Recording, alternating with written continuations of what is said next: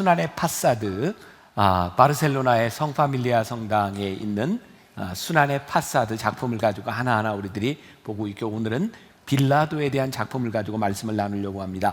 오늘 말씀의 제목, 빌라도의 고민, 비겁함, 그리고 허영심. 이 이야기가 오늘 우리들의 신앙에 어떻게 적용될 것인가를 보려고 합니다. 말씀을 나누기 전에 먼저 수비라치의 작품을 보도록 하겠습니다. 오늘 이 작품이 다 나와 있지 않고 오른쪽에 빌라도가 손을 닦는 장면은 나와 있지 않는데, 제가 저곳에서 사진을 찍으면서 유심히 저 작품을 보면서 표정에 주목해 보았습니다. 의자에 앉아있는 사람이 빌라도입니다. 그는 지금 재판석에 앉아 있고요, 그 옆에는 예수님이 있습니다. 예수님은 빌라도 앞에 재판을 받고 있어요. 예수님의 뒤에는 무기를 든 로마 병정들이 서 있습니다. 제가 저 작품을 보면서 제 마음속에 들어왔던 것은 표정이었습니다. 누가 재판을 받고 있는 건지, 누가 괴로워하고 있는 건지. 오늘 빌라도의 고민의 순간을 우리들의 신앙에 이렇게 접목해 보려고 합니다. 빌라도의 고민뿐만 아니라 이 세상을 살아가는 우리들 모두는 고민을 가지고 있습니다. 저는 두 가지가 있다고 생각합니다. 하나는 우리의 인생에 고민이 있고요, 그 고민의 결정체는 결단의 순간입니다. 고민과 결단은 뭐가 다를까요? 고민은 답이 몰라서 할 때 그 고민이고요, 답을 아는데 하는 것은 고민이 아니라 결단에 대한 문제입니다. 우리 크리스찬들에게 가장 불행한 것, 오늘 빌라도에게 가장 불행한 것은 그가 결단을 내려야 될 순간에 고민하고 있었다는 겁니다. 여러분, 우리가 하나님을 믿으면서 진리가 우리 앞에 와 있을 때 진리 앞에서 우리들이 해야 되는 것은 고민이 아니라 결단일 때가 많습니다. 오늘 여러분들 가운데 이 결단의 문제를 가지고 있는 분이 있다면 이 말씀이 오늘 해답이 되었으면 좋겠습니다. 빌라도는 왜 이 결단의 순간에 고민하고 있었을까요? 그게 제가 오늘 말씀을 준비하게 된 중요한 이유입니다. 빌라도가 고민하는 데는 두 가지 이유가 있었다고 생각합니다. 하나는 그의 비겁함이고요, 또 하나는 그의 속에 있었던 허영심에 대한 문제입니다.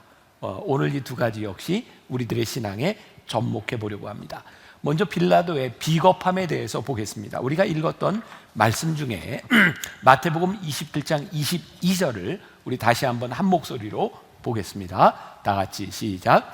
빌라도가 이르되 그러면 그리스도 하는 예수를 내가 어떻게 하랴? 그들이 다 이르되 십자가에 못 박혀야 하겠나이다. 자, 빌라도의 우유부단한 모습이 여기 나와 있습니다. 예수님을 어떻게 하랴? 그가 결정하지 못하는 거죠. 저는 이 이유가 그에게 있어서 확신의 부재 때문이라고 생각합니다. 자, 여기 NIV 영어 성경에 보니까 22절이 이렇게 표현이 되어 있어요. What shall I do? 내가 어떻게 하랴? Then with Jesus who is called Christ. 내가 예수를 어떻게 하랴? 그런데 그가 생각하는 예수님이 누구예요? 사람들이 who is called Christ, 그리스도라 부르는 예수를 내가 어떻게 하랴? 이 문맥에서 우리들이 무엇을 느끼는지 아세요? 빌라도는 예수님이라고 하는 존재를 알고 있습니다. 그런데 예수라고 하는 존재는 알고 있지만 사람들이 그리스도로 고백하는 예수를 그는 알지 못합니다. 그는 누군가 그리스도로 고백하는 그 예수를 그가 알고 있었을 뿐입니다. 다른 말로 이야기하면 그가 예수님을 알고 있었지만 예수님을 그리스도로 믿지 않고 있다, 이런 말이기도 합니다.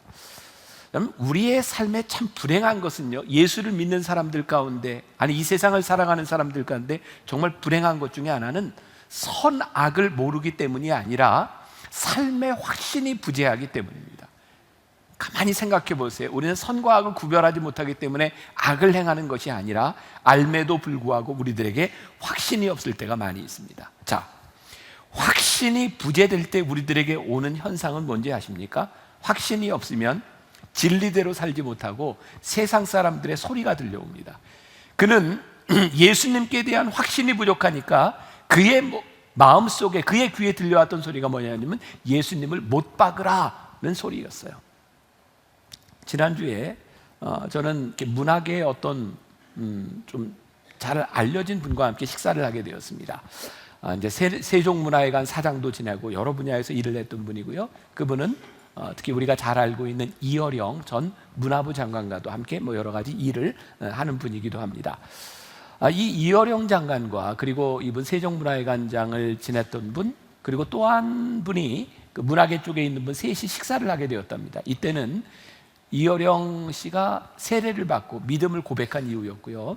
셋이 저녁 식사를 하는데 셋이 서로 놀랐대요. 전부 식사 기도를 하고 있더래요. 그래서 너도 예수를 믿냐, 너도 교회를 다니냐 이렇게 얘기하는데 그 이어령 장관이 그 한 분에게 너도 하나님을 믿냐고 물었더니 믿는다고, 교회를 다니냐고, 교회를 다닌다 그러더래요. 그래서 이렇게 물었답니다. 예수님의 부활을 믿냐고. 그건 조금 그래서 이어령 장관이 그때 이렇게 말을 했답니다. 예수님의 부활을 믿지 못하면 당신은 하나님을 믿는 것이 아닙니다. 오늘 우리들이 교회를 나오면서 예배를 드리면서 하나님을 믿는다, 예배를 드린다, 나는 교인이다 라고 이야기하지만 예수님을 우리들이 그리스도로 고백하지 못하면 우리는 결정적인 순간에 우리는 진리 앞에 서서 올바른 결단을 내릴 수 없습니다. 빌라도는 그렇게 연약한 사람이 아닙니다. 그는 충분히 자기가 알고 있는 것, 자기가 옳다고 생각하는 것을 결정할 수 있는 위치에 있는 사람이었습니다. 그는 지식도 있었습니다. 자, 오늘 우리가 읽지 않은 본문 중에 하나인데요, 18절과 19절 우리 같이 봅니다. 자, 시작. 이는 그가 그들의 시기로 예수를 넘겨준 줄 알미더라. 일단 여기까지. 그가 뭘 알아요? 예수님이 지금 재판정에 나와 있는데 그 이유가 뭐냐면 그들의 시기로 왔다. 예수님이 잘못이 없다는 것을 알고 있어요. 자, 19절.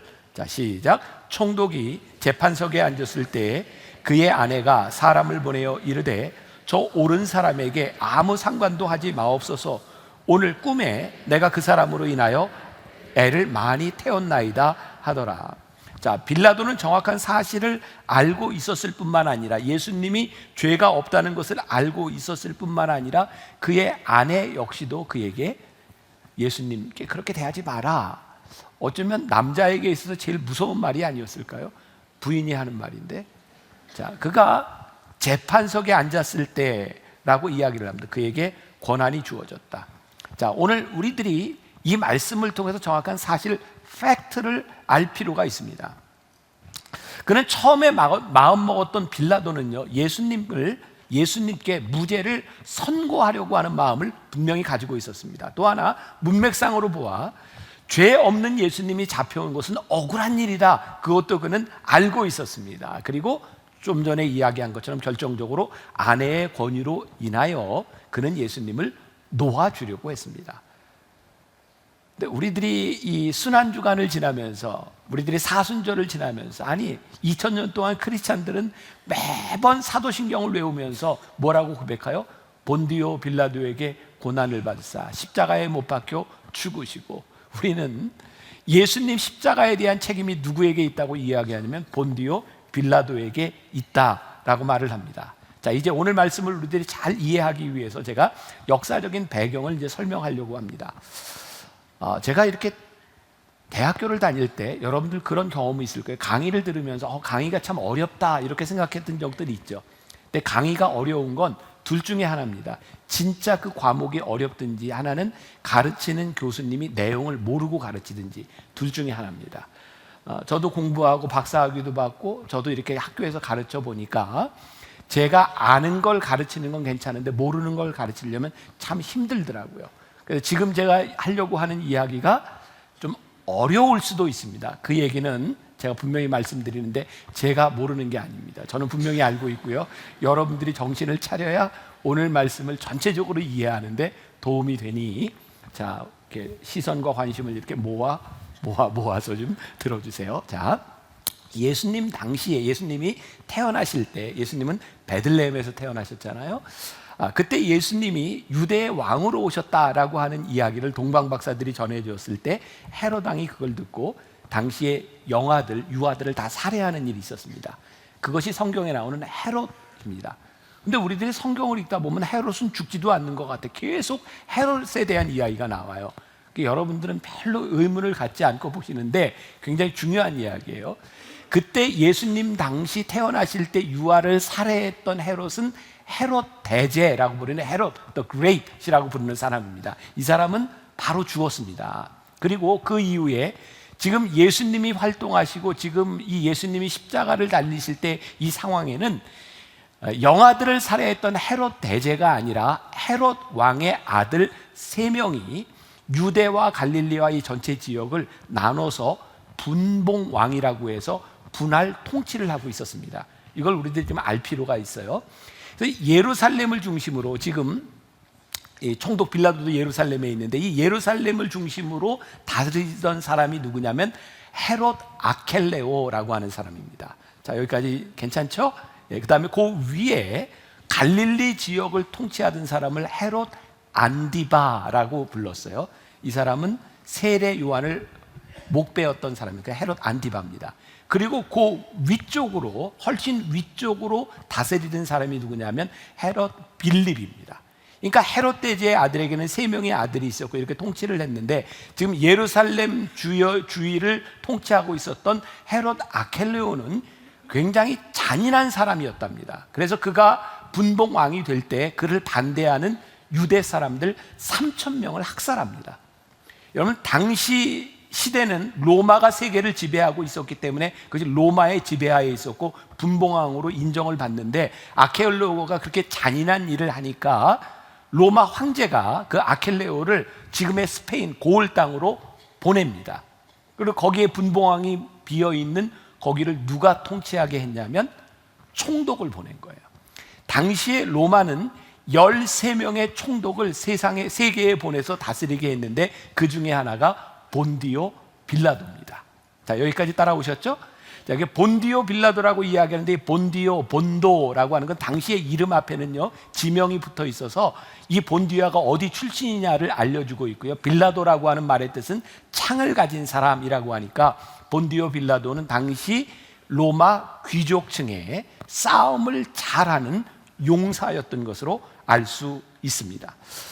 이 빌라도는 결국 AD 26년부터 AD 36년까지 한 10년 정도 총독으로 있다가 결국은 쫓겨나는 사람입니다. 그런데 당시 예수님 당시에 그는 모든 권한을 가지고 있었던 사람입니다. 자, 그러면 당시에 이렇게 총독이 유대를 다스리는데 총독은 본래 예루살렘에 있지 않았습니다. 자, 그냥 믿음으로 보세요. 이게 지중해가 이렇게 있고 이렇게 여기가 애굽이고요. 여기에 갈릴리가 있고 요단강이 이렇게 내려오면서 여기가 사해가 있어요. 보이시죠? 여기 사해가 있어요. 여기에 지중해가 있어요. 이 지중해 연안은 굉장히 좋은 곳이고요. 지중해성 기후가 지금도 휴양지잖아요. 여기에 옛날 헤롯 대제가 도시를 하나 건설했습니다. 그 도시가 가이사랴라고 하는 도시입니다. 여기 성경에 나오는 가이사랴라고 하는 말은 시저, 가이사, 당시의 황제라고 하는 말입니다. 황제에게 아부하기 위하여 가이사랴라고 하는 도시를 만들어서 황제에게 헌정했습니다. 굉장히 좋은 곳이고요. 이번에 제가 우리 교인들과 함께 성지순례를 갔다 왔지만 거기는 그 전차 경기장도 있고 원형극장도 있고 굉장히 발달된 로마의 권력을 가지고 있는 휴양지였습니다. 총독은 가이사랴에서 유대를 통치했습니다. 그런데 이 총독이 왜 지금 예루살렘에 와 있는가? 이유는 로마가 이게 다스리면서 유대 사람들을 다스리는데 혹시라도 사람들이 많이 모이는 6월절이 되면 사람들이 전부 예루살렘에 모였는데 많이 모이면 밀란이 일어나거나 문제가 일어날지 몰라서 지금 빌라도가 예루살렘에 와 있는 겁니다. 그런데 이 빌라도는요 한 가지 꿈이 있는 거예요. 그는 총독으로서 그의 권위를 잘 누리고 싶었습니다. 그래서 그가 유대를 잘 다스리기 위해서 가이사랴에 있는 총독부를 예루살렘으로 옮기려고 했습니다.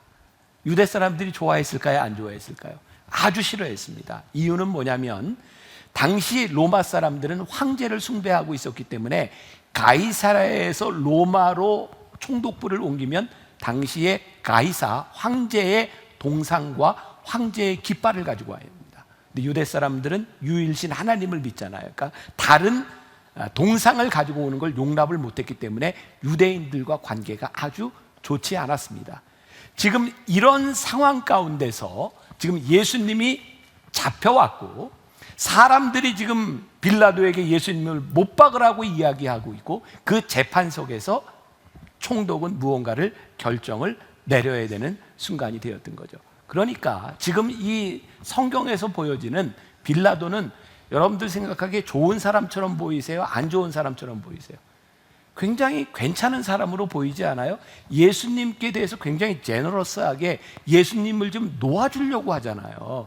이유는 무엇이었냐면 이 빌라도가 원래 그런 사람이 아니라 굉장히 잔인한 사람이었는데 그 일로 인하여 소동이 일어나면 총독 지위에서 물러날지도 몰라요. 자, 그 증거로 누가복음 13장 1절에 보면 우리들이 그냥 지나칠 수 있는 말씀인데요. 누가복음 13장 1절 한번 보세요. 그때 마침 두어 사람이 와서 빌라도가 어떤 갈릴리 사람들의 피를 그들의 제물에 섞은 일로 예수께 아뢰니. 자, 우리들 그냥 지나치는데 이게 무슨 얘기냐면 당신이 갈릴리 지역에 있는 사람들이 로마에 많이 항거했습니다. 근데 그들도 6월절이 되면 예루살렘에 와서 이렇게 제사를 드리는데 빌라도가 그때 항가했던 사람들을 제사를 드리는 사람을 죽입니다. 그리고 그 피와 함께 제물이 드려졌어요. 그러니까 이 빌라도는 굉장히 안 좋은 평판을 가지고 있었고 유대 사람들과도 굉장히 안 좋은 관계에 있었는데 오늘 예수님께 아주 제너러스한 모습으로 예수님을 풀어주려고 했던 것은 어쨌든 또 사람을 죽임으로 인하여 그의 위치가 잘못될까 봐 지금 빌라도는 그런 태도를 보이고 있는 겁니다. 자, 그런 상황에서 24절 말씀을 한번 보겠습니다. 자, 여기까지 잘 따라오고 계셨는지 아무튼 자, 24절. 자, 다 같이 봅니다. 시작. 빌라도가 아무 성과도 없이 도리어 밀란이 나려는 것을 보고 물을 가져다가 무리 앞에서 손을 씻으며 이르되 이 사람의 피에 대하여 나는 무죄하니 너희가 당하라. 자, 아까 그림에 나오지 않았던 빌라도가 세숫대야를 갖다 놓고 손을 씻으면서 나는 이 사람의 피에 대하여 무죄하니 너희가 당하라. 지금 자기가 책임을 지지 않겠다는 거예요. 어떻게든 밀란이 일어나려고 하는 일에 대하여 나는 책임을 지지 않으려고 한다. 분명한 것 또 하나 다시 한번 짚고 넘어갑니다. 유대인들이 예수님을 죽이라고 말하자 빌라도가 가지고 있었던 태도 중에 하나는 첫 번째 그가 내놓았던 타협안이 있습니다. 예수님을 때려서 매를 맞아서 보내는 것이 첫 번째 타협안이었어요. 두 번째 오늘 본문 말씀 가운데 유월절 풍습에 의하면 죄수를 하나 놓아주는 특사로 놓아주는 것이 있어서 바라바라고 하는 사람들을 앞에 놓고 바라바와 예수 중에 내가 누구를 놓아주랴. 지금 빌라도의 마음 가운데는 사람들이 누구를 놓아주라고 말할 줄 알았어요? 예수님을 놓아주라 그럴 줄 알았는데 바라바를 놓아주라라고 말하고 있는 거죠. 또 빌라도는 지금 아내의 권유대로 이 예수님의 판결에 대하여 자기가 책임을 지고 상관을 하지 않으려고 그는 손을 닫고 있는 겁니다. 자, 오늘 첫 번째 포인트예요. 빌라도를 바라보며 그가 아무리 책임을 회피하려고 해도 역사는 그리고 사실은 바뀌지 않는다는 겁니다. 빌라도는 우리들에게 계속해서 예수님을 십자가에 못 박게 한 사람이라고 우리들이 고백하고 있는 거예요. 우리들이 신앙인으로서 빌라도를 바라보며 우리들이 가져야 될 정말 중요한 믿음의 태도가 있다. 하나님께서 우리들에게 주신 결정과 우리들이 결단해야 되는 그것, 여러분들이 앉은 자리에서 여러분들의 가정에서 여러분들의 직장에서 우리들이 내려야 되는 그 결정의 자리에서 우리들이 진리를 아는 사람으로서 책임을 회피하지 않는 그리스도인들이 되는 것, 이거 굉장히 중요한 일이다.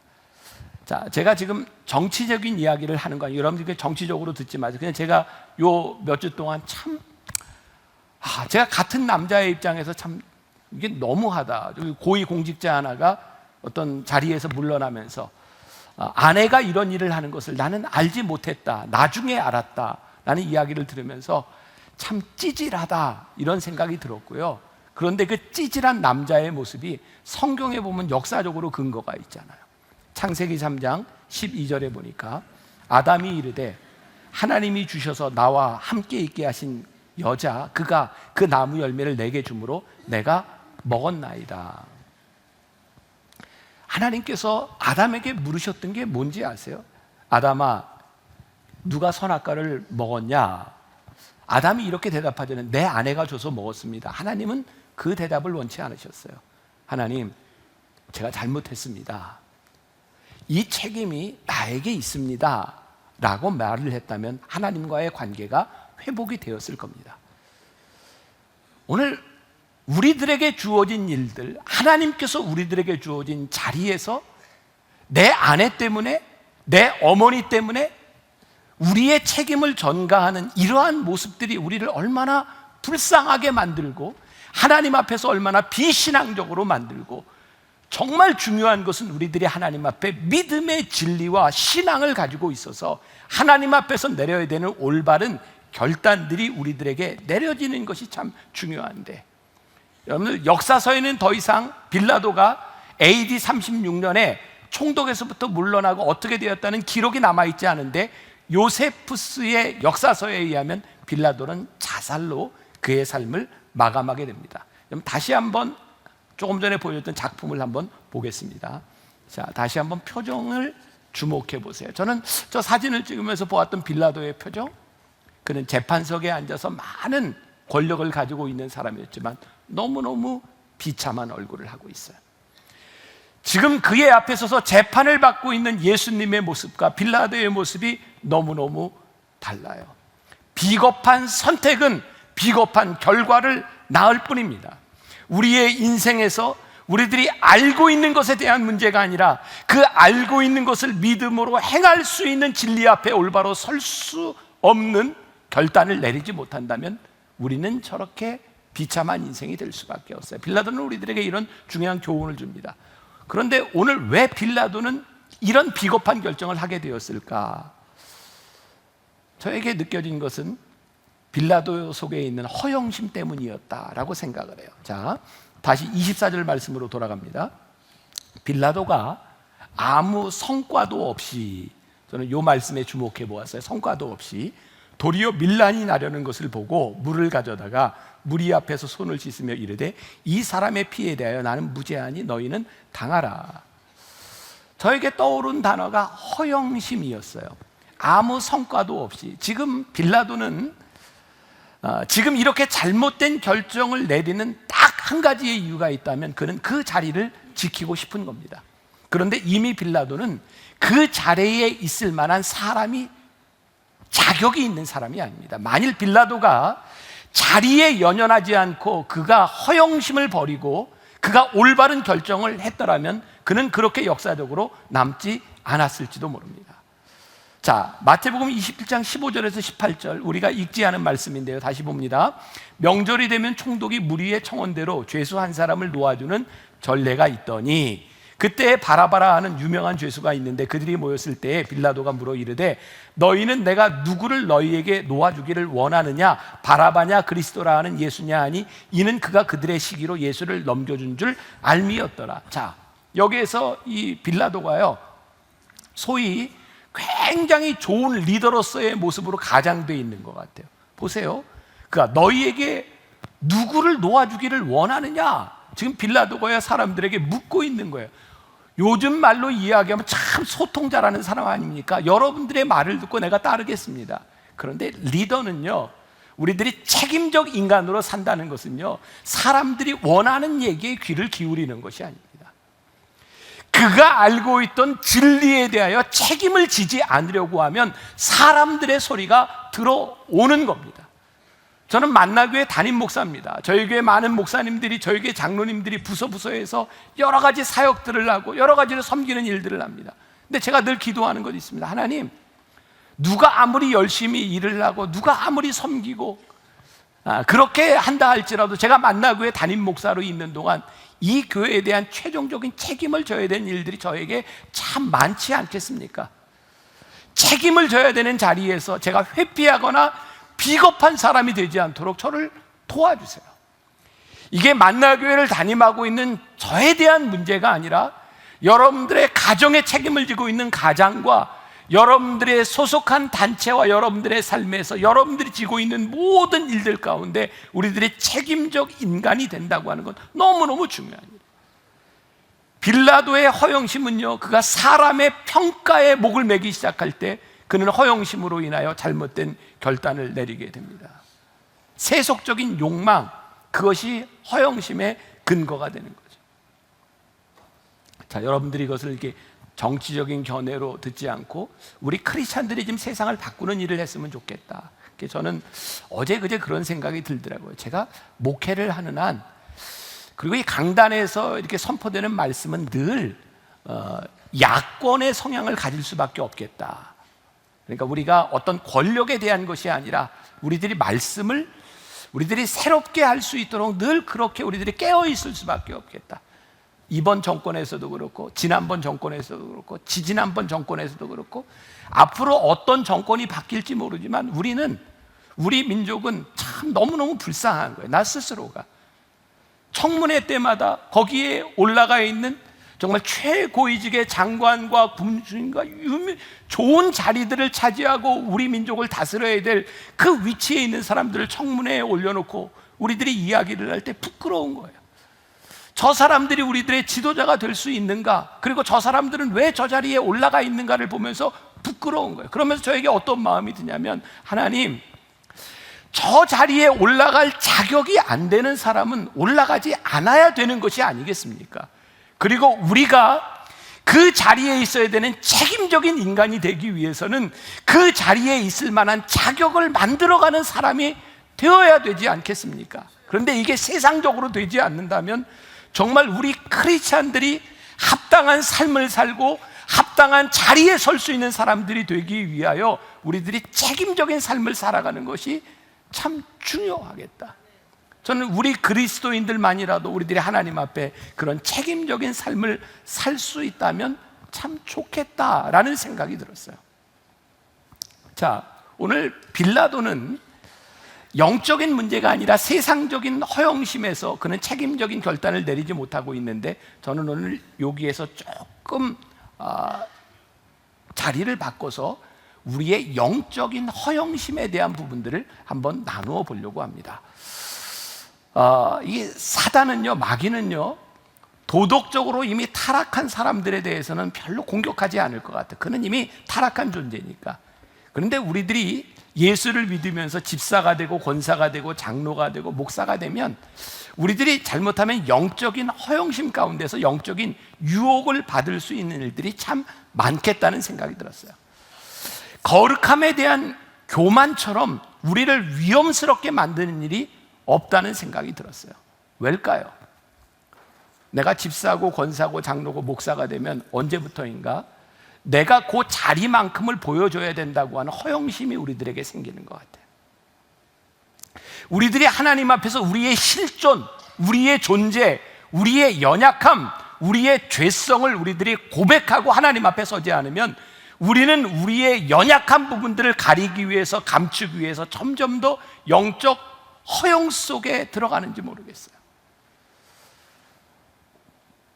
제가 설교하면서 우리 교인들에게 제 삶의 이야기를 종종 합니다. 설교를 마치고 나면 제가 여러분들한테 지적을 받습니다. 목사님, 꼭 그런 것까지 얘기해야 됩니까? 목사님 그렇게 얘기하면 사모님이 가슴이 철렁 내려앉지 않겠습니까? 뭐 그런 얘기까지 해야 됩니까? 그런데 제가 제 삶에 대한 부분들을 나누는 이야기는 나는 그런 존재밖에 되지 않습니다. 이것을 이야기하지 않으면, 제가 오늘 여기에서 설교를 하고 있지만 제가 많이 깨닫는 건 설교하고 있는 이 목회자보다 교인들이 훨씬 더 착하다고 생각할 때가 많아요.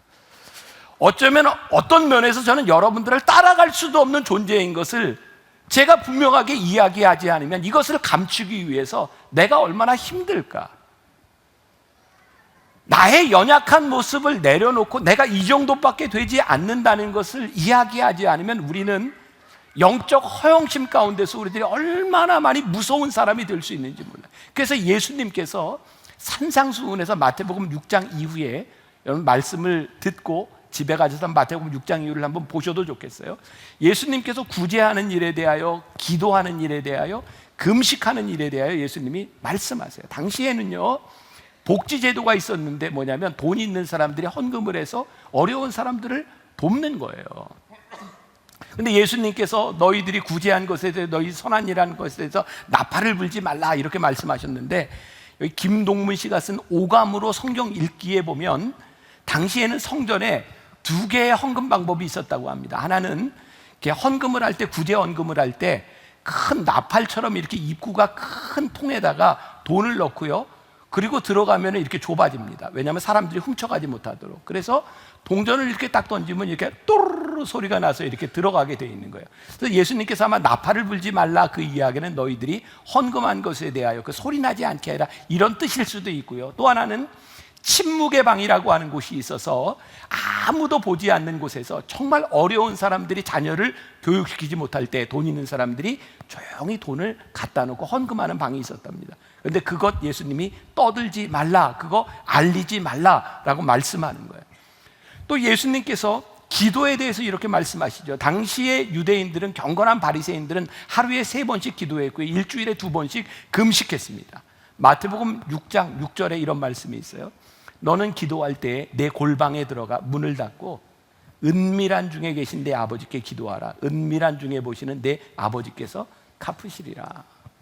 은밀한 중에 기도하라 그랬어요. 사람들에게 나타나지 말라 그랬어요. 책에 보니까 이런 이야기가 있더라고요. 당시에 경건한 바리새인들은요, 시간이 되면 늘 정해진 시간에 기도를 했는데 걸어가다가도 시간이 되면 눈 감고 기도했답니다. 그래서 바리새인이 기도 시간에 기도하고 눈 감고 기도하다가 나무에 부딪혀서 머리가 이렇게 깨어져서 피가 흘렀답니다. 사람 그걸 모르고 이렇게 가는데 사람들이 묻는 거예요. 그 머리에 왜 피가 납니까? 그랬더니 제가 기도하다가 눈 감고 기도하다가 나무에 부딪혀서 피가 났네요. 그랬더니 참 경건하시군요.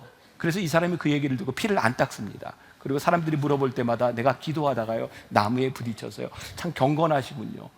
그래서 사람들이 그걸 보고 나서요, 저렇게 하면 경건하구나. 그래서 일부러 이마에 상처를 내고 피를 흘리고 다니는 게 유행이었답니다. 종교적 허영심입니다. 우리에게 뭐라고 말씀하시면 너희들이 사람에게 보이려고 하지 말아라, 지금 우리들에게 말씀하고 있는 거예요. 메시지 성경에 보니까 이 부분을 이렇게 표현하고 있습니다. 또 너희가 하나님 앞에 나아갈 때 연극하지 말아라. 그렇게 하는 사람들은 다 스타가 되기를 꿈꾸며 기도할 때마다 쇼를 일삼는다. 하나님께서 극장 객석에 앉아 계시단 말이냐? 너희는 이렇게 하여라. 하나님 앞에서 연극하고 싶은 유혹이 들지 않도록 조용하고 한적한 곳을 찾아라. 예수님께서 구제와 기도와 금식에 대하여 말씀하실 때 이렇게 표현을 하셨어요. 너희들이 기도할 때에, 금식할 때에. 만일 예수님께서 기도하려거든 금식하려거든 이렇게 말씀하셨다면 이 의미는 아주 달라집니다. 너희들이 기도할 때, 구제할 때, 금식할 때라고 하는 말씀은 뭐냐면, 기도와 금식, 구제가 잘못된 게 아니라 너희들이 이것을 할 때에 너희들의 동기가 어디 있는지를 보라는 거예요. 너희들이 이것이 사람에게 보이기 위한 영적인 허영심인지 아니면 너희들이 하나님 앞에서 하는 일인지 영적인 동기가 올바로 되어 있으면 안 된다라고 하는 것을 우리들에게 말씀하고 있는 거예요. 오늘 빌라도가 사람들 앞에서 손을 닦습니다. 손을 닦는 것이 잘못된 것이 아닙니다. 내가 예수님의 죄에 대하여, 피에 대하여 내가 무죄하다라고 말하는 것이 잘못된 것이 아니라 그의 동기가 무엇이냐는 거예요. 그는 예수님이 무죄하기 때문에 손을 씻은 것이 아니라 그의 허영심을 채우기 위하여, 그가 자리를 유지하기 위하여 그 손을 닦습니다. 그것은 옳은 일이 아니라는 말씀이에요. 자, 말씀을 우리들이 묵상하는 것, 저는 제가 목회자로서 말씀을 듣고 이 말씀이 제 속에서 묵상되고 반성이 되어질 때 이 말씀을 여러분들과 나누며 여러분들의 삶에도 적용되는 것이 우리들이 말씀을 듣는 이유일 것 같아요. 저에게 이 말씀은 굉장히 힘들었습니다. 영적 허영심에 대하여. 왜냐하면 제 속에 있는 영적 허영심을 제가 너무나 잘 아니까. 목사로서 설교를 하고 나서 제일 목마른 반응이 뭔지 압니까? 말씀을 마치고 나갈 때 교인들이 목사님 은혜 받았습니다. 그 얘기를 들으면 참 좋습니다. 근데 이 이야기를 자꾸 듣다 보면요, 제가 설교를 하는 것이 오늘 이 말씀을 통해서 여러분들이 하나님을 바라보아야 되는데, 제가 이 강단에서 설교를 하면 자꾸 사람들이 저를 보는 것에 대한 의식이 생기는 거예요. 영적 허영심이. 사실은 제가 말씀을 전하고 여러분들이 말씀을 들으면서 집에 가서 일주일을 살아가는 동안 제가 기억나면 안 되죠. 하나님의 말씀이 여러분들에게 기억나야 되는데, 이게 제 영적 허영심의 굉장히 중요한 부분이에요. 10시 예배를 마치고 가는데 한 분이 저에게 그러더라고요. 목사님, 제가 진짜 이런 말 안 하려고 했는데요, 오늘 은혜 받았어요. 또 제 영적 허영심이 이렇게 확 이렇게 나타나는 순간입니다. 저희 교회 예배가 여러 방송에 나갑니다. 어떤 방송국에 제가 이렇게 말씀을 전하러 갔더니 방송국 사장이 저에게 이렇게 얘기하더라고요. 목사님, 만나교회 예배가 시청률 1위입니다. 이게 굉장히 힘든 거예요. 이게 지금 겸손한 표정을 지어야 되는데 제 얼굴에서 이게 되지를 않는 겁니다. 그냥 여러분들 그 이해가 되세요? 내가 겸손하려고 싶지만 내 얼굴에는 이미 그 자랑스러움이 묻어나는 거예요. 그게 제 모습인 거예요. 이게 참 힘들고 어려운 거예요. 근데 이게 두려운 것은 내 허영심으로 인하여, 우리의 허영심이 하나님의 말씀 앞에서 다스려지지 않으면 우리들이 올바로 결단하지 못하고 이 허영심으로 인하여 우리들이 있어야 될 자리를 지키지 못한다는 거예요. 사랑하는 여러분, 여러분들이 오늘 빌라도를 통해 말씀을 묵상하고 이 사순절을 지나면서 빌라도의 비겁함이 우리들에 나타나지 않도록, 그 비겁함이 우리들의 허영심으로 인하여 나타나는 일이 되지 않도록 우리들 하나님 앞에 설 필요가 있어요. 만일 우리들의 인생이요, 세상이 원하는 정상에 올라가는 것이 목적이라면, 그 허영심이 우리들 가운데 있다면 우리는 절대로 진리 앞에 서지 못합니다. 우리는 비겁해질 수밖에 없는 거예요. 하나님이 우리를 부르신 그 자리에서 우리들이 어떤 부르심에 응답하고 살아가는가, 이게 우리들 속에 살아있어야 우리들이 하나님 앞에 올바른 결단을 내리고 살아갈 수 있는 사람이 되는 거죠. 이번 사순절에 여러분들의 그런 고민이 있기를 주님의 이름으로 간절히 축원합니다. 제가 지난해 바르셀로나에 가서 보았던 성 파밀리아 성당의 조각을 보면서 순환주간에 이 말씀을 꼭 전해야 되겠다 이렇게 생각을 하고 준비했습니다. 2주 전에 제가 그런 말씀 드렸네요. 어제가 우리 장로 취임 예배로 드렸는데 이 설교가 오늘 베드로의 배신 이렇게 잡혀져 있어서 장로 취임식에 베드로의 배신 가지고 어떻게 설교할까 한 2주 동안 준비한 말씀을 가지고 이렇게 묵상하다가 하나님이 이래서 이 말씀을 준비하게 하셨구나, 그런 마음으로 전했고, 오늘 여기 있는 여러분들에게도 동일한 마음으로 말씀을 전하려고 합니다. 여러분, 교회의 요즘 가장 큰 문제 가운데 하나는, 저 개인적으로 그런 생각을 합니다. 교회에 목사가 너무 욕심이 많다. 그게 교회의 제일 큰 문제 중에 하나라고 생각합니다. 동의하세요? 네, 이렇게 동의하세요. 네. 또 두 번째 문제가 있다고 하면 열심인 장로님들의 특심, 특별한 열심이 교회를 참 힘들게 한다. 그러니까 이 이야기는 누가 잘못됐다거나 열심의 문제라고 하는 그런 부분이 아니라, 교회의 늘 주인이 우리 하나님 되시고 주님이 되셔야 되는데 우리들의 주인의식이 참 문제일 때가 많구나. 그래서 어제 우리 장로님들과 함께 취임식에서 말씀을 나누면서 이 말씀이 참 적절하다라는 생각을 했습니다. 오늘 말씀의 제목은 열정과 배신은 동전의 양면, 이런 말씀입니다. 오늘 작품을 한번 보겠습니다. 그 순환의 파사드 중에 제가 이것도 그 성 파밀리아 성당에서 사온 건데, 수비라치에 이 작품이 만들어지기 전에 스케치한 것입니다. 바자회 때 이것도 내놓을 겁니다. 여러분 사가시면 됩니다. 원가보다 조금 비싸게 사가시면 됩니다. 자, 그림 한번 보여주세요. 조각품. 제가 찍은 사진인데요. 그 파밀리아 성당에 보면 이 작품을 보면서 우리가 주의 깊게 보아야 될 부분을 저 베드로의 얼굴이라고 이야기합니다. 다른 작품하고는 조금 다르게 저 베드로의 얼굴과 이 몸을 선과 면으로 이렇게 표현을 하고 있는데, 베드로의 표정이 회한에 차 있는 표정이다, 이렇게 이야기를 하고 있고요. 저 그림의 작품의 왼쪽에 보면 여러분들에게 잘 보이지 않지만 3명의 여자들이 서 있습니다. 그리고 그 아래에 닭이 하나 있습니다. 여러분들은 별로 의문을 갖지 않고 성경을 읽을지 모르겠지만 오늘 말씀에도 보면 베드로에게 어떤 여자가 이렇게 2 여자가 나오고요, 3번째에는 어떤 사람이라고 되어 있습니다. 마가복음에 가서도 동일하게 어떤 여자가 그리고 어떤 사람이라고 되어 있는데, 누가복음에는 한 번 어떤 여자가, 그리고 2번째, 3번째는 어떤 사람이라고 되어 있습니다. 우리들에게 이런 의문이 들 수 있어요. 왜 성경은 다른가? 그런데 공간복음, 마태, 마가, 누가, 요한복음은 예수님에 대한 행적을 보았던 제자들의 기록인데요. 아마 우리들의 기억력이 똑같이 퍼펙트하게 일치하지는 않겠지만 저 상황을 분명하게 동일한 사람들이 보고 기록하고 있다라는 것을 우리들이 알 수 있습니다. 자, 오늘 말씀 가운데서 저는 베드로의 저 표정, 아마 수비라치라고 하는 그 조각가도 표현하고 싶었던 저 베드로의 표정, 후회를 안고 있는 그의 얼굴의 표정이죠. 후회하는 인생은 기쁨이 없습니다. 그리고 저 개인적으로 내 인생의 성공이다 라고 이야기할 수 있는 것이 있다면 내 인생의 끝자락에서 야, 내가 그래도 후회 없이 살았다, 그러면 성공적인 인생이 아닐까요? 우리가 무엇을 이룬 것보다도 내가 후회함 없이 살 수 있는 그런 인생이면 참 좋을 텐데 오늘 베드로의 삶에 큰 후회가 찾아왔어요.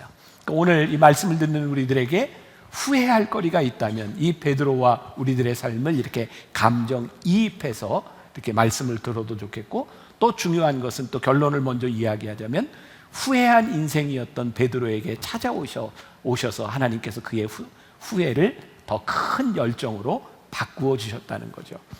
여러분들은 성경에 나타나는 베드로를 보면서 어떤 느낌이 드세요? 베드로가 어떤 사람이었을까요? 우리가 흔히 이야기하는 것처럼 그는 다혈질이었다. 아무튼 자기가 하고 싶은 일을 열심히 하는 사람이었던 것 같아요. 이게 성경에 나오는 이야기는 아닌데요, 아마 베드로가 그렇게 열심히 했던 이유 가운데 하나는 그가 예수님의 말씀에 집중하기보다는 때로는 말귀를 잘 못 알아들어서였을지도 모른다 그래요. 어떤 목사님의 설교에서 이런 이야기를 하더라고요. 예수님께서 12제자들을 모아놓고 이렇게 말씀하셨죠. 너희가 나를 따라오거든 자기를 부인하고 자기 십자가를 지고 나를 따를 것이니라 그랬는데 베드로가 말귀를 잘 못 알아들었대요. 자기를 부인하고 그랬는데 늘자를 빼고 자기 부인하고, 그래서 성경에 보면 유일하게 베드로가 부인과 함께 사역을 했다. 또 이걸 또 그렇게 믿고 또 밖에 나가서 또 김병선 목사가 그렇게 말했던, 이러진 마시고 아무튼 베드로의 성격에 대한 것을 이야기하는 거죠. 베드로가 이 통곡하는, 이 후회하는 이 모습을 바라보며 우리는 두 가지를 생각하게 되는데, 첫 번째는 우리가 어떻게 하면 후회하지 않는 인생을 살 수 있을까? 중요한 일이에요. 두 번째, 만일 우리가 인생을 후회하게 되었다면 그 인생을 포기하지 않고 우리를 다시 부르시는 하나님을 우리들이 어떻게 만날 수 있을까? 이것이 오늘 말씀의 초점입니다. 베드로가 오늘 예수님을 부인하는 장면이 나오는데요, 마태복음 26장 69절에 보니까 우리 같이 한번 볼까요? 베드로가 바깥들에 앉았더니 한 여종이 나와 이르되 너도 갈릴리 사람 예수와 함께 있었도다 하거늘. 한 여자가 나와서 베드로에게 이렇게 말하는 겁니다. 너 예수와 함께 있었다. 근데 이 말이 베드로의 배신의 시작입니다. 왜 베드로는 이 말을 듣고 예수님을 배신했을까요? 여러분, 성경에 보면 베드로가 예수님을 따라다니던 3년 동안 베드로가 얼마나 자랑스러워했습니까? 예수님 앞에 늘 앞장서서 예수님과 함께 다녔고, 막 사람들이 많은 군중이 막 예수님께 몰려올 때 베드로가 이렇게 하면 안 됩니다, 떨어지세요, 애들은 가라 막 이러면서 막 잘난 척하고 했던 베드로. 그러니까 예수님이 기적을 행하시고 병자들을 고치시고 하는 이런 와중에서 베드로는 예수님이 너무너무 자랑스러웠던 거예요. 그런데 오늘 한 여인이 베드로에게 나와서 내가 예수님과 함께 있었도다 라고 말을 하는데 더 이상 예수님이 자랑스럽지 않은 거죠. 예수님이 그의 인생에 수치스럽게 느껴진 거죠. 말씀을 준비하면서 그런 생각이 들었어요. 우리는 잘 나가는 자식, 잘된 자식을 얼마든지 자랑할 수 있어요. 내 자식이 이렇게 됐어, 내 자식이 이런 대학 갔어. 자녀된 입장에서 우리 부모님이 잘 되고 유명한 분, 우리의 어머니가 누군지 알아? 우리 아버지가 어떤 사람인지 알아? 얼마든지 자랑할 수 있어요. 그런데 내 마음에 그렇게 자랑거리가 아닌 자식과 자랑거리가 아닌 부모님이 되었을 때 우리는 거기에서 진정한 관계를 느끼지 않을까요? 수치스럽고 부끄러움에도 불구하고 그게 내 자식이고 그분이 내 부모임을 이야기할 수 있어야 되는데, 오늘 베드로에게 있어서 수치스럽게 느껴졌던 주님을 배신하고 있는 베드로, 이것은 우리들에게 그렇게 바람직한 모습은 아닌 것 같아요. 제가 어제 장로 취임식에서 이런 이야기를 했어요. 장로님들에게 그런 이야기를 했어요. 장로님들이 제일 자랑스럽게 생각하는 게 뭘까요? 내가 만나교회 장로인데요, 내가 이렇게 사업이 잘 돼요. 내가 만나교회 장로인데요, 우리 자식이 이렇게 잘 돼요. 잘 될 때 우리는 얼마든지 내가 장로인 것을 자랑할 수 있어요. 그런데 여러분들의 인생에 힘들고, 여러분들의 인생에 고난이 오고, 여러분들의 인생에 수치스럽게 느껴질 때도 여러분들이 장로인 것이, 그것이 부끄럽지 않아야 진정한 장로가 아닐까요? 이게 장로에게만 해당되는 문제가 아니라 우리들이 이 세상을 살아가면서 내 인생에 수치스러운 순간, 내가 원하는 일들이 이루어지지 않는 그 순간에도 내가 믿고 따랐던 주님이 누구인지를 고백할 수 있어야 될 텐데, 오늘 베드로는 예수님을 수치스럽게 생각하고 있는 거죠. 제가 말씀을 준비하며 읽었던 책 중에 오스왈드 챔버스의 주님은 나의 최고봉이라는 책에 나오는 글이 있습니다. 제가 조금 읽어드리겠습니다. 상업주의 속에서 사는 우리는 뭔가 하나님께로부터 받은 것이 있을 때 헌신하는 경우가 있습니다. 그래서 이렇게 말합니다. 아닙니다, 주님, 저는 주님을 위하기보다 저 자신을 더 위합니다.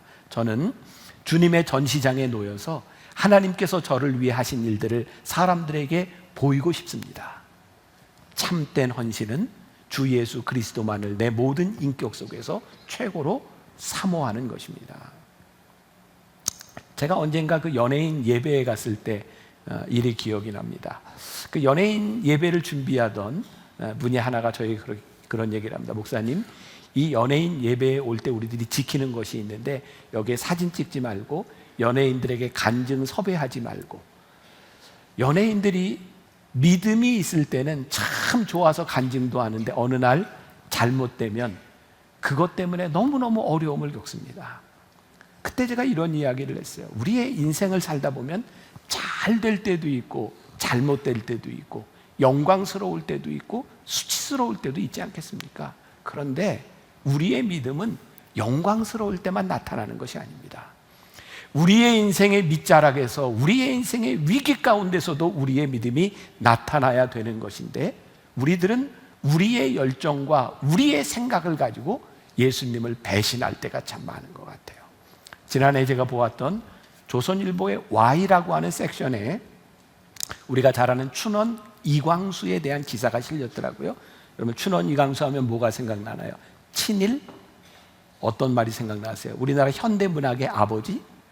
이 춘원 이광수가 1922년에 민족 개조론이라고 하는 글을 썼을 때 그걸 보고 분개했던 한 청년이 춘원을 찾아갑니다. 당신이 어떻게 이런 글을 쓸 수 있습니까? 그리고 이야기를 하다 깜짝 놀랐대요. 춘원의 마음 가운데 나라를 사랑하는 마음이 있더라는 거예요. 그리고 실제로 1919년 3월 1일 만세운동이 일어나기 전에 2월 8일 28 만세운동이 이미 일본에서 있었습니다. 그때 그 글을 작성한 사람이 춘원 이광수입니다. 여러분, 만세운동의 독립선언서를 먼저 작성한 사람이 춘원 이광수입니다.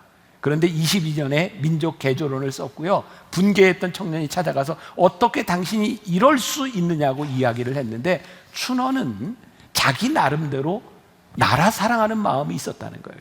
결국 1940년 태평양 전쟁이 일어났을 때 춘원은 결정적으로 내선 일체를 주장하면서 친일을 하게 되죠.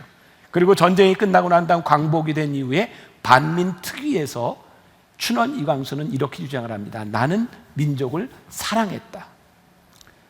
그리고 우리는 해방될 수 없을 것이라고 생각했기 때문에 우리가 이 상황에서 우리 민족이 잘 되는 길은 이것이었다. 여기에서 이야기하는 포인트가 다시 춘원을 재조명하든 어쩌든 뭐 여러 가지 포인트가 있겠지만, 우리들에게 정말 중요한 것은 내가 가지고 있는 열정, 그 열정으로 인하여 우리는 얼마든지 배신할 수 있고, 우리들이 가지고 있는 열정이 얼마든지 잘못될 수 있다는 거예요. 베드로는 왜 그렇게 놀라운 열정을 가지고 예수님을 따라갔음에도 불구하고 그는 왜 배신자가 되었는가? 여러분, 열정이라고 하는 enthusiasm이라고 하는 영어의 이는 아내라고 하는 뜻이고요, enthusiasm, 그 말은 theos, 하나님이라고 하는 뜻을 가지고 있어요. 우리의 열정이 하나님 안에 들어있지 않으면요, 우리는 내 마음에 들지 않는 우리의 열정으로 얼마든지 하나님을 배신할 수 있어요. 저는 이렇게 정치 얘기를 많이 하는 사람은 아니지만 우리 민족, 지금 우리 현실을 바라보면 참 가슴 아픈 게 그런 거 아니에요? 반공의 논리, 친일의 논리, 적폐에 대한 논리, 모든 사람들이 다 동일한 마음을 가지고 있어요. 우리는 나라를 위해서 한다는 거예요. 우리는 나라를 위한 열심을 가지고 있는데 왜 그것 때문에 우리는 서로 미워하고 아파하고 이 역사가 끊어지지 않는가? 저는 정치적인 논리가 아니라 우리의 신앙의 논리 가운데서 하나님께서 우리들에게 주시는 분명한 음성이 있다고 생각하는데, 이 사순절을 지나가며 우리들에게 주시는 말씀이 있다고 생각하는데요, 우리 주님은 예수님을 배신하고 떠나갔던 그 베드로를 회복시키시는데 우리 주님의 마음이 있어요. 우리의 신앙은요, 우리의 민족을 바라보면서 우리들이 가지고 있는 열정으로 그 사람을 포기하거나 그 사람을 미워하는 것으로 끝나는 것이 아니라 어떻게 그것을 회복시키시는가, 회복의 하나님께 우리들이 초점이 가 있어야 하지 않을까. 저는 이 말씀을 보면서, 베드로의 배신을 보면서 우리가 초점을 가져야 될 것은 배신한 베드로를 끝까지 포기하지 않으시고 찾아오셔서 그의 인생을 회복시켜 주신 예수님께 초점이 맞추어져야 된다는 거예요. 여러분들 요나 아시죠? 우리 어렸을 때 교회학교, 주일학교 다닌 사람들은 요나에 대한 이야기 참 많이 들었어요. 이름이 요나잖아요. 요나. 누군가 요나를 향해 손가락질을 할 때 이 세 손가락은 나를 향하고 있으니 요나를 지적질할 때 나를 봐라. 요나 하면 불순종한 사람이잖아요. 불순종한 요나. 그런데 사실 요나의 가장 큰 주제를 이야기한다면 저는요, 요나의 불순종이 아닌 것 같아요. 요나의 불순종에도 불구하고 니느웨 백성을 끝까지 포기할 수 없었던 하나님의 마음과 하나님께 불순종하며 도망가는 요나를 끝까지 추적해서 하나님의 사람으로 쓰셨던 아버지의 마음을 우리들이 보지 않으면 우리는 요나서를 제대로 이해할 수 없을 것 같아요. 우리의 열정, 그것이 어디로 향하는가? 아마 베드로에게 있어서 그의 열정이 하나님 아버지의 마음과 달랐을 때, 그가 주님을 배신했다면, 제가 열정과 배신은 동전의 양면이라고 했는데, 베드로가 거꾸로 십자가에 못 박혀 죽을 수 있었던 가장 큰 이유 가운데 하나는요, 그의 배신했던 그 일이 너무 마음 아파서 그것 때문에 통곡하고 울을 수 있었던 그 베드로의 아픔 때문에 베드로의 배신이 또 다른 열정으로 그의 인생을 바꾸어 놓았다고 생각해요. 배신이 열정으로 바뀌어질 수 있다면, 우리의 배신과 후회로 우리의 인생이 끝나는 것이 아니라 하나님께서 우리의 인생을 바꿔줄 수 있다면 그건 참 복된 일이라고 생각해요. 저는 교회에서 항상 그런 생각해요. 교회의 가장 큰 문제는 너무 열심인 교인들이다. 그 열심이라고 이거 좀 잘 이해를 하셔야 돼요. 언젠가요, 어떤 분이 카톡을 보내는데 잘못 보내서요, 저한테 올 게 아닌데 저한테 와서 본 게 있어요. 그분이 이런 카톡 글을 남겼어요. 확 교회 떠나버려? 확 떠나버려? 왜 그분은 확 떠나버려라고 생각을 했을까요? 내 마음에 안 드는 거예요. 내가 너무 힘든 거예요. 내 열정이 채워지지 않는 거예요. 내 마음이 채워지지 않는 거예요. 여러분, 우리 이거 하나 기억하고 갑시다. 우리의 신앙은요, 우리의 삶은요, 내 마음이 채워지는 데 있는 것이 아니라 하나님의 열정이 내 안에 들어오게 될 때 우리의 삶이, 우리의 신앙이 올바로 될 수 있다는 거예요. 자, 오늘 베드로의 이 배신의 모습을 한번 보겠습니다. 성경을 다 한번 펴시면 좋을 것 같아요. 70절부터 성경을 필 수 있는 사람 다 펴세요. 가능하면 성경을 가지고 다니는 게, 여기 다 띄워주지만 가지고 다니는 게 건강에 좋습니다. 스트레스 안 받고. 자, 성경 피세요. 70절. 제가 표시하는 곳에 이렇게 마킹을 해도 좋습니다. 베드로가 모든 사람 앞에서 부인하여 이르되, 여기에 한번 표시를 하세요. 부인하여 이르되 나는 내가 무슨 말을 하는지 알지 못하겠노라 하며, 71절. 앞문까지 나아가니 다른 여종이 그를 보고 거기 있는 사람들에게 말하되 이 사람은 나사렛 예수와 함께 있었도다 하며, 72절. 베드로가 줄치세요. 맹세하고 또 부인하여 이르되 나는 그 사람을 알지 못하겠노라 하더라. 73절. 조금 후에 곁에 섰던 사람들이 나와 베드로에게 이르되 너도 진실로 그 도당이라 내 말소리가 너를 표명한다 하거늘. 자, 74절에 줄치세요. 그가 저주하며 맹세하여 이르되 나는 그 사람을 알지 못하노라 하니 곧 닭이 울더라. 여러분들은 이 말씀을 어떤 의무를 가지고 보시는지 모르겠어요. 우리가 말씀을 묵상한다고 하는 것은요, 말씀을 깊이 본다고 하는 거거든요. 말씀을 보는데요, 베드로가 3번 부인하는데 첫 번째는 부인하며 이르되, 두 번째는 맹세하고 부인하며 이르되, 세 번째는 저주하며 맹세하며 이르되. 똑같이 부인하는 것이 아니라 점점 더 강하게 부인하고 있어요. 베드로는 왜 이렇게 강하게 부인했을까요?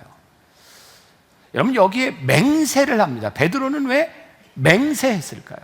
자, 세 번째 베드로가 저주하고 맹세하며 이르되라고 할 때 세 번째 사람이 뭐라고 이야기하냐면, 사람들이 나와서 베드로에게 이르되 내 말소리가 너를 표명한다 하거늘, 그렇게 이야기를 하는데, 영어 성경에 보면 내 말소리가 너를 표명한다고 하는 말이 뭐냐면 액센트, 말에 액센트가 있다는 거예요. 여러분, 예수님의 고향이 어디였어요? 베들레헴에서 태어나셨지만 예수님은 갈릴리 근처 나사렛에서 사셨어요. 그리고 베드로도 갈릴리 사람입니다. 그러니까 예수님과 베드로가 말하는 액센트, 억양은 거의 같을 겁니다. 이것 때문에 흥분하지는 않았을 겁니다. 제가 생각하기에 지금 사람들이 내가 말하는 것을 보니 내가 예수님과 같다라고 말했던 것은 단순히 액센트를 말하는 것이 아니라, 내가 말하는 어투에 대한 문제가 아니라 내가 말하고 있는 그 생각들, 네가 말하는 모양들을 보니 예수의 흔적이 드러난다, 지금 그 얘기를 하고 있는 것 같아요. 예수님이 십자가에 달려 돌아가시는 순간에 예수님과 다녔던 3년의 그의 인생의 황금기가 수치스럽게 느껴지는데, 지금 너에게서 예수의 냄새가 난다라고 했더니 베드로가 맹세하고 저주하고 부인하며 가로되 나는 그를 알지 못한다. 그의 삶에서 예수의 흔적을 지우려고 하고 있는 거예요. 여러분, 성경에 보니까 율법 시대에는요, 너희들이 맹세하고 맹세한 것을 지키라고 되어 있는데, 예수님께서는 너희들 도대체 맹세하지 말라고 말씀합니다. 저는 왜 예수님께서 우리들에게 맹세하지 말라고 말씀하셨을까? 율법과 다르게 예수님은 우리의 본성을 아시는데요, 우리들이 맹세하고 지킬 수 있는 능력이 우리들에게 없습니다. 그러니 맹세하지 말라는 거예요. 여러분, 그리고 가만히 우리를 보니 맹세할 때 우리는 어느 때 맹세를 하냐면, 내가 뭔가 자신이 없거나 두려울 때 그것을 커버하기 위해서 우리는 맹세합니다. 이거 내가 맹세하는데, 그것은 두려움의 모습입니다. 만일 우리가 하나님의 뜻대로 진실되게 살아간다면 우리들에게 맹세는 필요 없습니다. 왜? 말씀대로 살아가면 되는 겁니다. 그런데 베드로가요, 지금 두려워서, 그의 인생이 무섭고 두려워서 그는 두려움에서 지금 맹세하고 저주하며 말하고 있는 겁니다. 그때 저주하고 맹세하며 이를 때 닭이 울었다. 다시 한번 그 작품을 한번 볼까요? 제가 베드로의 표정을 제대로 보아야 된다라고 이야기를 했어요. 여러분들은 저 표정에서 뭐가 느껴지나요? 너무 아프고 쓸쓸하고 후회스러운 그의 인생이 느껴져요. 저 옆에 닭이 울고 있어요. 닭이 울고 있다는 이야기는 날이 밝았다는 얘기입니다. 날은 밝았는데 베드로의 인생은 그렇게 밝지 않았어요. 그의 인생이 후회스러웠어요. 74절과 75절을 제가 메시지 성경으로 다시 한번 읽어드립니다. 그러자 베드로는 너무 두려워서 저주하며 말했다. 나는 그 사람을 모르고. 바로 그때 수탉이 울었다. 베드로는 수탉이 울기 전에 내가 나를 3번 부인할 것이다 라고 하신 예수의 말씀이 생각났다. 그는 밖으로 나가서 하염없이 흐느껴 울고 또 울었다. 제가 어제 장로님들 취임식에서 그런 얘기했어요. 장로님, 울 수 있는 장로님이 되세요. 베드로가요, 예수님의 말씀이 생각나서 밖에 나가서 하염없이 울었다. 이 말씀에 제가 은혜가 됐어요. 우리가 잘 알고 있는 예수님의 제자 중에 두 명의 배신이 성경에 나오잖아요. 유다는 예수님을 은 30냥에 팔고, 그게 너무 마음에 괴로워서, 예수님이 십자가에 달리시는 게 너무 마음 아파서 그는 자기 일에 책임을 지려고 밖에 나가서 목매달아 죽습니다. 그런데요, 베드로는 내가 닭이 울기 전에 3번 울기 전에 내가 나를 3번 부인하리라 라고 하는 그 말씀이 생각나서, 그게 너무 마음이 아파서, 예수님 십자가에 달려 돌아가시는 게 그게 너무 마음 아파서 밖에 나가서 하염없이 울었다. 베드로가 통곡했다. 오늘 우리들에게 필요한 것, 눈물 있는 인생을 살아가는 것, 하나님 앞에서 우리들이 후회할 인생을 살았을 때에 내 힘으로 해결하려다 끝내는 인생이 아니라, 하나님, 제 인생이 너무 비참하고 제 인생에 너무 실수가 많고, 하나님, 내 인생이 내 문제로 해결이 되지 않으니 하나님, 저 어떻게 하면 좋습니까? 하나님 앞에서 하염없이 눈물을 흘리며 통곡할 수 있었던 그의 인생을 하나님께서 바꾸어 주신 거예요. 누가복음 20장 61절에 보면, 마태복음에는 나오지 않지만 베드로가 3번째 예수님을 부인할 때 예수님께서 베드로를 바라보시며 베드로의 눈빛과 예수님의 눈빛이 만났어요. 3번 예수님을 부인하며 부끄럽고 수치스러운 베드로를 바라보면 예수님의 눈빛은 연민의 눈빛이었어요. 그래, 네가 참 마음 아프구나, 내가 참 불쌍하구나, 내가 그럴 수밖에 없구나. 예수님이 베드로를 증오의 눈으로 바라보신 것이 아니라 아픈 연민의 눈빛으로 베드로를 바라보셨어요. 우리들의 연약함은요, 후회할 수밖에 없는 우리의 연약함은 후회로 인생이 끝나는 것이 아니라 그것 때문에 우리를 붙잡아 주시고 우리를 다시 한번 불러주시는 하나님을 경험하고 그 하나님을 체험할 수 있는데 우리의 인생에 소망이 있는 거예요. 오늘 제가 여러분들에게 말씀드리려고 하는 것, 예수님을 부인해도 괜찮다, 그것이 아니라 부인한 우리를 절대로 포기하지 않으시는 하나님을 바라보라는 거예요. 베드로가 통곡하며 울었고 예수님은 십자가에 달리셨어요. 베드로는 옛 생활로 돌아가서 그는 고기를 잡는 어부가 되었어요.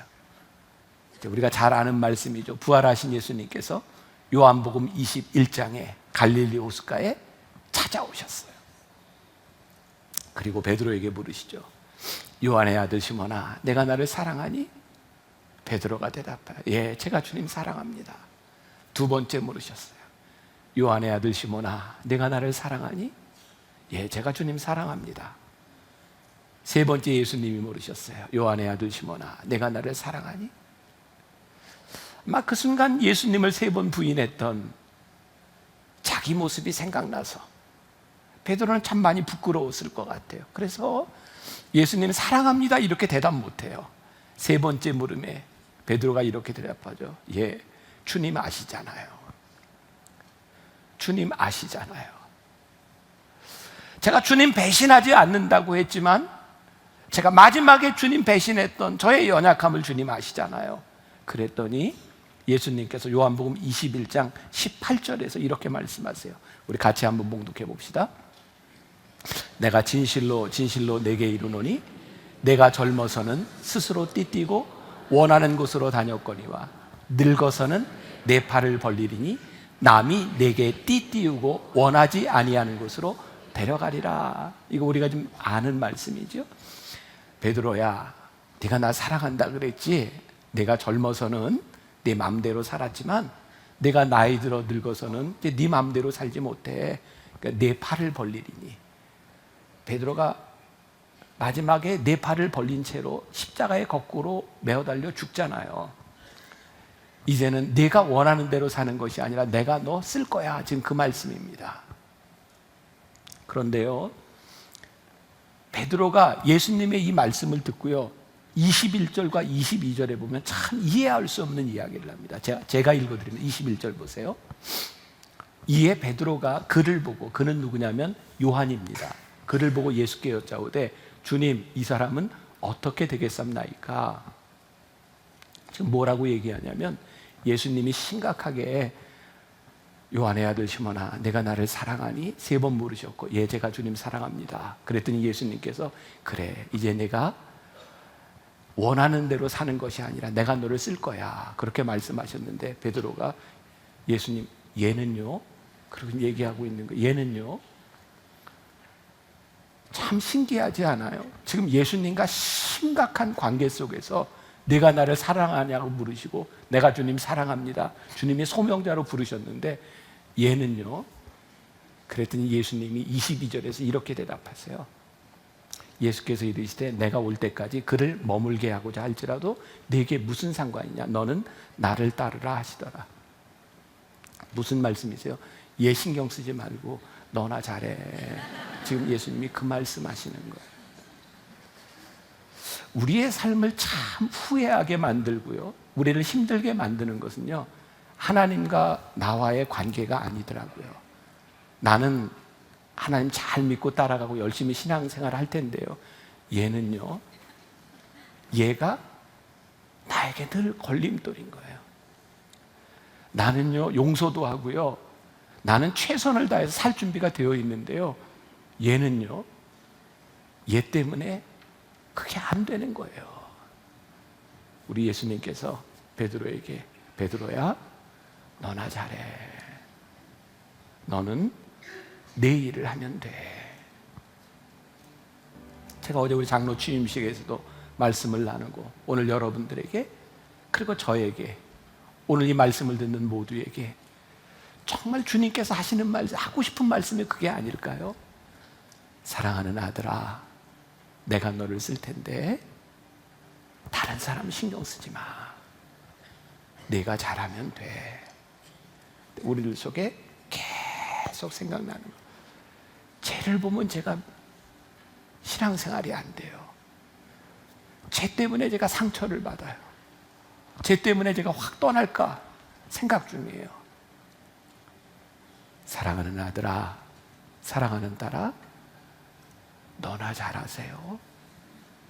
이 말씀이 뜨겁게 여러분들에게 다가올 수 있기를 간절히 소원합니다. 여러분들의 인생에 후회거리가 있다면 후회로 끝나는 것이 아니라, 후회한 우리를 끝까지 찾아오셔서 우리를 부르시는 하나님의 열정이 오늘 우리들에게 살아있기를, 우리들을 사용할 수 있기를 주님의 이름으로 간절히 축원합니다.